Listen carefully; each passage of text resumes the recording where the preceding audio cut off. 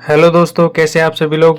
स्वागत है आपका मेरे इस चैनल पर। तो दोस्तों, राजस्थान बीएसटीसी परीक्षा 2026 के फॉर्म में क्या क्या प्रोसेस रहेगी, कैसे इसको फिल करना है और क्या क्या जानकारी इसमें आपको भरनी पड़ेगी, इन सभी चीज़ों को ध्यान में रखते हुए आइए वीडियो शुरू करते हैं। तो मैं आपको दिखा देता हूँ इसकी डिटेल नोटिफिकेशन कि इसके कौन सी डेट को ये फॉर्म स्टार्ट हुआ है, कितनी इसकी लास्ट डेट है, फीस क्या है, ये सारी चीज़ें मैं आपको दिखा देता हूँ। तो दोस्तों, आप यहाँ देख सकते हैं कि 2 दिसंबर 2025 से इसके फॉर्म स्टार्ट हो गए हैं और 31 दिसंबर 2025 तक इसके फॉर्म चलेंगे।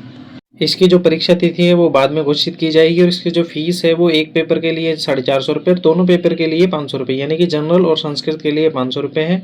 जनरल के लिए 450 या फिर संस्कृत से भरना चाहते हैं तो भी 450। तो चलिए इसका फॉर्म शुरू करते हैं हम। यहाँ से आप फॉर्म को फिल कर सकते हैं, यहाँ से फॉर्म नंबर ढूंढ सकते हैं, यहाँ से रिप्रिंट कर सकते हैं, यहाँ से पेमेंट स्टेटस चेक कर सकते हैं। अगर आपको फॉर्म से रिलेटेड या पेमेंट से रिलेटेड कोई भी समस्या का सामना करना पड़ता है तो आप यहाँ पर इसमें दिए हुए नंबर पर कांटेक्ट करके उन समस्याओं का हल प्राप्त कर सकते हैं। ये यहाँ पर इसकी टाइमिंग दी हुई है। तो चलिए दोस्तों, इस फॉर्म को स्टार्ट करते हैं। तो यहाँ से फॉर्म को हम स्टार्ट करेंगे। यहाँ पर आपको सबसे पहले अपना बोनाफाइड स्टेट सेलेक्ट करना है और डिस्ट्रिक्ट सेलेक्ट करना है।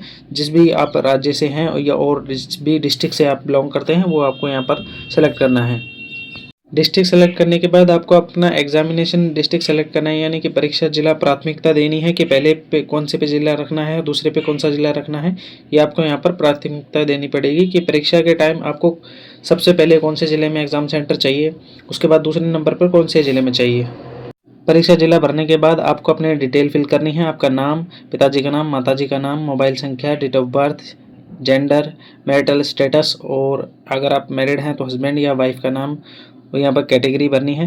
ये सारी चीज़ आपको फिल करनी है। आप अपना नाम और पिताजी का नाम, माताजी का नाम, डेट ऑफ बर्थ ये 10th की मार्कशीट के अकॉर्डिंग फिल करेंगे। उसके अलावा आपकी जो भी डिटेल है आपको अच्छे से देख के फिल करनी है, कोई भी उसमें गलती नहीं करनी।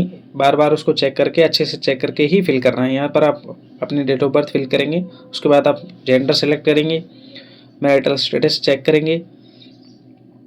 तो दोस्तों, अगर आप मेरे चैनल पर नए हैं तो चैनल को सब्सक्राइब कर लीजिए, वीडियो को लाइक करिए और ज़्यादा से ज़्यादा अपने दोस्तों के पास शेयर करिए जो भी बीएसटीसी एग्ज़ाम देना चाहता है और बीएसटीसी 2 साल का जो कोर्स है वो करना चाहता है। तो इसके फॉर्म स्टार्ट हो गए हैं। 31 दिसंबर इसकी लास्ट डेट है और जल्दी से जल्दी इस फॉर्म को फिल कर लीजिए ताकि आप निश्चिंत होकर तैयारी कर सकें कि फॉर्म भरा गया है नहीं भरा गया, ये आपकी टेंशन खत्म हो जाए। यहाँ पर आपको ये सारी डिटेल भरनी है। अगर आप अल्पसंख्यक हैं तो यस करिए, वरना नो। ये आप अपने अकॉर्डिंग फिल कर दीजिएगा इसको। उसके बाद आपको एक्स सर्विसमैन की डिटेल फिल करनी है। ये सारी फिल करने के बाद आपको एम्प्लॉयमेंट स्टेटस फिल करना है, फिर एड्रेस फिल करना है। एड्रेस में आपको अगर आपका डिस्ट्रिक्ट चेंज हुआ है तो उसके हिसाब से फिल करना है और आपका चेंज नहीं हुआ है तो उस हिसाब से फिल करना है। एड्रेस में आपको आधार कार्ड वाला ही एड्रेस फिल करना है, उसके अलावा कोई एड्रेस फिल नहीं करना है, क्योंकि जब आप एग्ज़ाम देने जाएंगे तो आधार कार्ड की जो आईडी है वही प्रेफर की जाती है और उसी का ही एड्रेस देखा जाता है, वही मैच किया जाता है। जो आपके आधार कार्ड में एड्रेस है वही आपके एडमिट कार्ड में आएगा और वही आपको फिल करना है। यहाँ से आप अपना डाकघर भरेंगे, पिन कोड भरेंगे और स्टेट सेलेक्ट करेंगे, डिस्ट्रिक्ट सेलेक्ट करेंगे, तहसील, और आपको यहाँ पर अपनी email ID, phone number alternative वाले भरने हैं और आधार कार्ड नंबर फिल करना है। तो दोस्तों, हमने यहाँ पर एड्रेस जो है वो फिल कर दिया है। यहाँ पर हम डिस्ट्रिक्ट सेलेक्ट करेंगे। डिस्ट्रिक्ट सेलेक्ट करने के बाद हम अपना तहसील सेलेक्ट करेंगे। तहसील सेलेक्ट करने के बाद आप अपनी ईमेल आईडी फिल करेंगे। ईमेल आईडी आप किसी की भी डाल सकते हैं, पेरेंट्स की भी डाल सकते हैं या भाई बहन की भी डाल सकते हैं, खुद की भी डाल सकते हैं। बस वो चालू होनी चाहिए कि भविष्य में कभी कोई ईमेल आए डिपार्टमेंट की तरफ से या कॉलेज की तरफ से तो आपको प्राप्त हो जाए। यहाँ पर आपको अपना आधार नंबर फिल करना है। उसके बाद आपको अपना मीडियम ऑफ एग्जामिनेशन सेलेक्ट करना है, हिंदी इंग्लिश जिस भी भाषा में आप एग्ज़ाम देना चाहते हैं वो फिल करना है। उसके बाद इसको टिक करके और एज इट इज़ कर देना है। कॉरेस्पॉन्डेंस एड्रेस और परमानेंट एड्रेस सेम रखना है। अगर आपका अलग है तो आप अलग भी फिल कर सकते हैं और सेम है तो सेम रख सकते हैं। तो चलिए दोस्तों, आगे बढ़ते हैं वीडियो में। यहाँ पर आप देख सकते हैं, यहाँ पर आपको अपनी अपार आईडी फिल करनी है। अगर आपकी अपार आईडी नहीं बनी हुई है तो आप बना लीजिए। डिजी लॉकर पर जाकर आप अपनी अपार आईडी बना सकते हैं। अगर आपकी एज 16 साल से ऊपर है तो डिजी लॉकर से बनेगी, और अगर आपकी एज 16 साल से नीचे है तो स्कूल से आपको अपार आईडी बनवाकर और वो लेनी पड़ेगी वहाँ से, जहाँ पर भी आपका 12th स्कूल है या आप स्कूल में अभी फ़िलहाल पढ़ रहे हैं और आपकी एज जो 16 साल से कम है तो आप अपनी जो अपार आईडी है वो स्कूल से ले सकते हैं। उसके बाद क्वालिफिकेशन डिटेल आपको फिल करनी है। क्वालिफिकेशन डिटेल में आप देख सकते हैं कि यहाँ पर आपको 12th फिल करना है। 12th में आपको उसके बाद अल्प भाषा का यस या नो में जवाब देना है। अगर आप अल्प भाषा यानी संस्कृत से हैं तो अल्प भाषा यस करिए, नहीं है तो नो कर दीजिए। यहाँ पर आप देखेंगे कि क्वालिफिकेशन में आपको सेलेक्ट करना है। दोस्तों यहाँ पर आपको दोनों पेपर के लिए अगर सेलेक्ट करना है तो बोथ करिए। दोस्तों अगर आप चैनल पर नए हैं तो चैनल को सब्सक्राइब करिए, वीडियो को लाइक करिए और ज़्यादा से ज़्यादा शेयर करिए अपने दोस्तों के पास, या जो भी 12th में है या 12th पास आउट है और BSTC की तैयारी करना चाहता है और BSTC कोर्स करना चाहता है, उसके लिए ये फॉर्म स्टार्ट हो गए हैं। जल्दी से जल्दी इसको फिल कर दीजिए। तो दोस्तों आप यहाँ पर आपको जनरल करना है अगर आप जनरल से ले रहे हैं, संस्कृत करना है अगर आप संस्कृत से लेना चाहते हैं, बोथ करना है तो बोथ कर दीजिए। इसको नेक्स्ट करते हैं।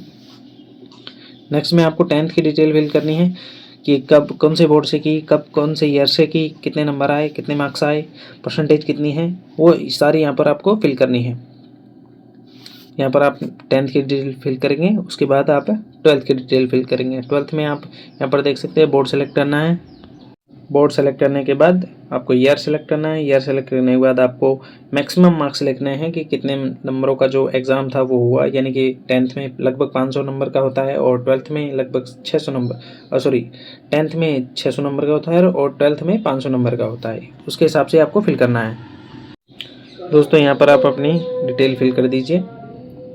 दोस्तों वीडियो को ज़्यादा से ज़्यादा लाइक करिए और अपने दोस्तों के पास शेयर करिए।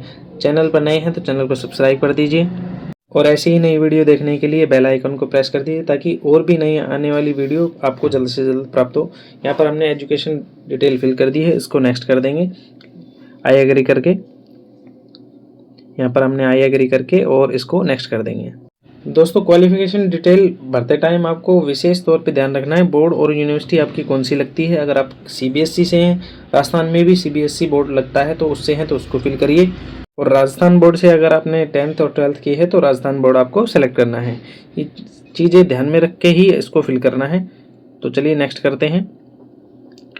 जैसे ही हम नेक्स्ट करेंगे तो हम फोटो, सिग्नेचर और थंब इम्प्रेशन अपलोड वाले स्लाइड पर पहुंच जाएंगे। यहाँ पर आपको फ़ोटो अपलोड करनी है, सिग्नेचर अपलोड करना है, थंब इम्प्रेशन अपलोड करना है। इनकी साइज जो है 50 KB से ऊपर रखनी है और JPG फॉर्मेट इनको रखना है, तीनों का, फोटो का भी, सिग्नेचर का भी और थंब इम्प्रेशन का भी। थंब इम्प्रेशन में आप लेफ्ट थंब का ही इम्प्रेशन अपलोड कर दीजिएगा क्योंकि इसमें मेंशन नहीं है लेफ्ट या राइट, पर आप लेफ्ट का ही थंब इम्प्रेशन अपलोड कर दीजिएगा क्योंकि ज़्यादातर जो है थंब इम्प्रेशन लेफ़्ट का ही कंसीडर किया जाता है।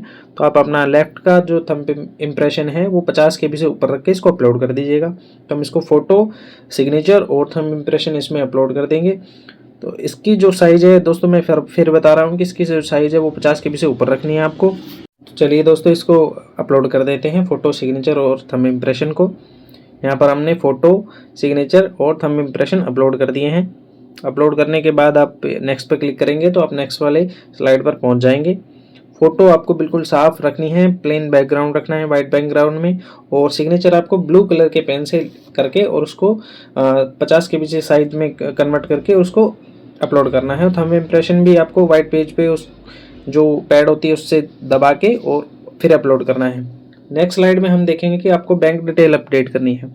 बैंक डिटेल आपको फिल करनी है। इसमें दोस्तों विशेष तौर पे कहा गया है कि स्टूडेंट का खुद का अकाउंट जो है उसकी डिटेल फिल करी जाएगी, ना कि फादर या मदर की डिटेल फिल करी जाएगी। तो अगर आपके पास बैंक अकाउंट नहीं है तो आप पहले अपना बैंक अकाउंट खुलवाइए और उसके बाद इस फॉर्म में अपनी उसकी जो अकाउंट डिटेल है वो फिल करिए।